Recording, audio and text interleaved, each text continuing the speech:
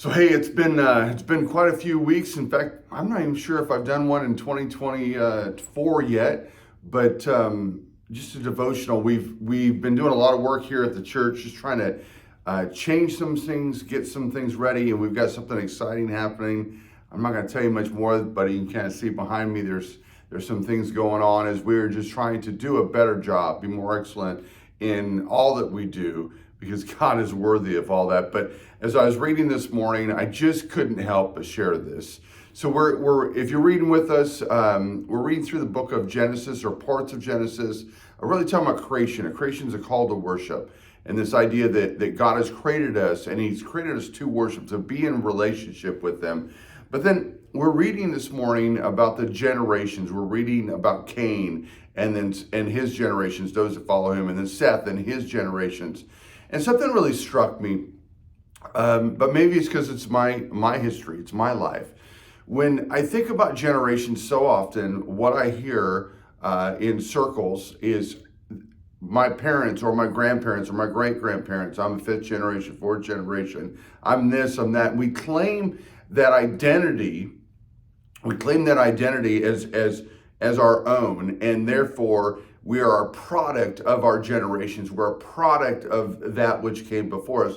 And although on the surface that's true, what I think we forget sometimes, we fail to remember sometimes because we've ingrained that in ourselves, is the fact that when I received Jesus Christ as my personal Savior, that past is gone. Right? That past is no longer a part of who I am, right? I'm no longer a product of the generations before me, because if I was, I would not be where I am today. Only by the grace of God, only by His mercy, only because I'm a new creature given a new name, only because of all of that am I where I'm at.